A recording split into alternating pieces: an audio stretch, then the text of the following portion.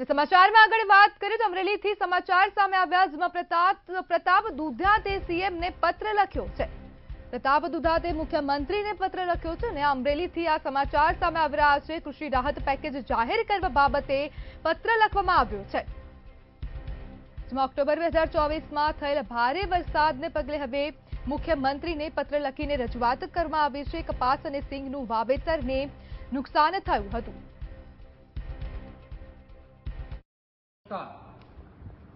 मुख्यमंत्री श्री गुजरात सरकार मार्फत अमरेली जिल्ला ने कृषि पेकेज में 2024 अतिवृष्टि में बाकात राखवामां आव्युं अने 2 दिवस पहला आपे जे पेकेज जाहेरात कपासना वावेतर ने वळतर आपवानी वात करी छे, तो हूँ आ प्रेस मार्फत आपने एक विनंती करवा मांगू छुं ने कहेवा मांगू छुं।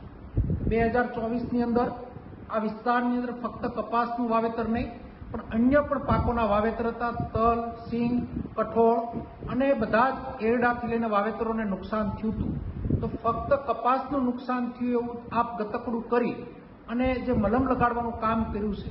સિંગના પાથરા ખેતરોમાં તણાણા હોય એના વીડિયા, એના ફૂટેજ અમારા આંદોલનો મારફત જે અમે આવેદનો આપ્યા એની અંદર પણ અમે એનો ઉલ્લેખ કર્યો હતો।